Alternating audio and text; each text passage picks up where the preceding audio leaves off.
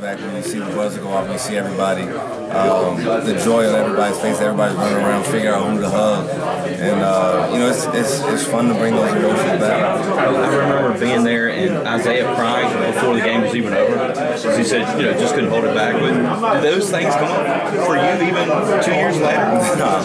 No, I actually didn't cry. I was disappointed in myself that day because you know, a lot of my teammates did, but you know, it was so much joy. You don't know what to do.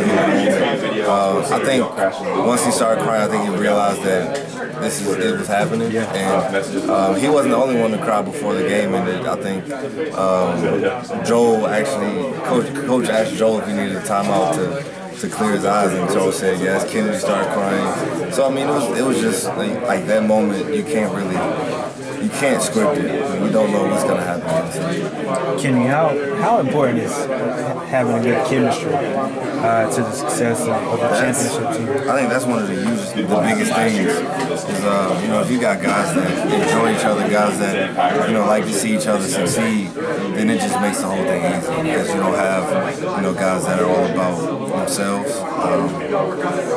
You get a group of guys that's about the team and they care about everybody else. You know, then that makes it a lot easier to go out and win, because you know, nobody's worried about, oh well, I didn't get my shots or I didn't get my points. You got guys that are worried about the final score and us coming out with the win. Yeah, so this is a team that has that displays those characters. Yeah, for sure. I mean, you know, you'll have you guys can see it on the court. I mean, you know, we're jumping around for everybody. I mean, whether it's Luke or, you know, the guys that go in, the walkers that go in with 2 minutes left. I mean, we're excited to see everybody go out and succeed on the court. Thanks, man. I appreciate it. Were you still on crutches then in Phoenix? Nah, in Phoenix, you know, that was, I wouldn't say it was close to, you know, me coming out. It was actually close to me coming out of the brace, so I was not in crutches. I think my last time really being in crutches was the ACC tournament. And I was still trying to work on getting more bend in the brace in Phoenix, and Doug gave me a little bit of leeway, and you know, like I didn't have to wear it 24/7, but you know, when we were on the court for games, he wanted me in it, so I was wearing the brace, and I did as much as I could with it. How many questions about playing against the zone have you been asked so far? A lot. So I'm going to ask you, since I wasn't here, their zone is obviously very, very similar to Syracuse, and so that helps you guys that you've seen it before and have had a lot of success. Is there anything different that they do that might be a tweak from what Syracuse does? Honestly, I don't know. You know, we'll do a scout report here whenever we're done with the meeting, and we'll see. You know, we got Coach Davis is the scout, so we're gonna let him do his job, and I'm sure he'll tell us if there's anything different. So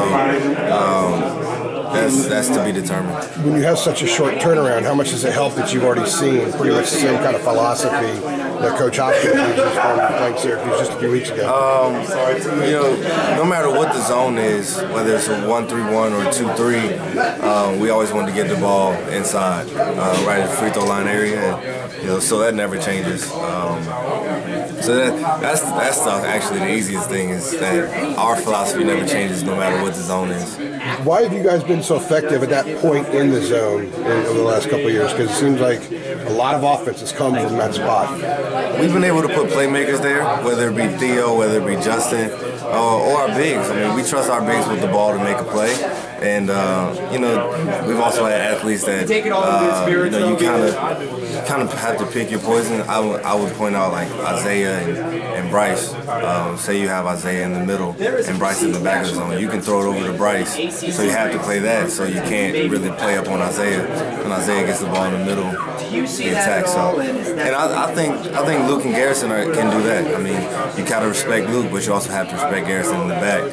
So, you know, it's kind of a pick your poison type thing where, you know, we get the ball inside, we've got shooters on the outside, we've got somebody we can dump it down to, but you also got a guy in the middle that can knock down that shot. So it's all about us making the plays and reading the zone. You mentioned Isaiah and Bryce. The game up at Syracuse, I think you were freshmen. I think Bryce had 8 assists that night. Exactly. 6 of them with Isaiah. Exactly. So, and Coach puts them in the middle, and he trusts them. You know, we're big time players.